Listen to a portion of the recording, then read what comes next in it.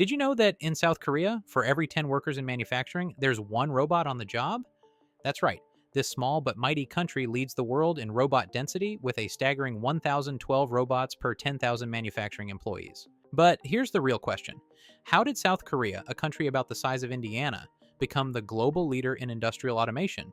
And what does that mean for the rest of us as automation spreads? First off, let's talk about what robot density actually means. Think of it as a measure of how many robots are used per worker in a specific industry, usually manufacturing. Globally, the average is around 162 robots per 10,000 employees, which has more than doubled in the last 7 years.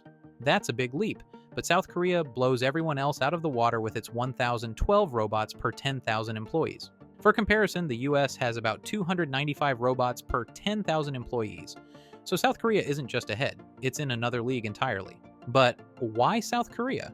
Two main industries drive this dominance: electronics and automotive manufacturing. These sectors thrive on precision and speed, things robots are incredibly good at. For example, assembling the microchips in your smartphone or the intricate parts of a car engine. That's the kind of high-stakes work that makes robots essential. Combine that with South Korea's push to stay competitive globally, and you've got the perfect recipe for automation. Now, this isn't just a South Korean phenomenon. Globally, countries are racing to integrate robots into their factories. Singapore, for instance, is in second place with 770 robots per 10,000 employees. China has made massive strides too, jumping into third place with 470 robots.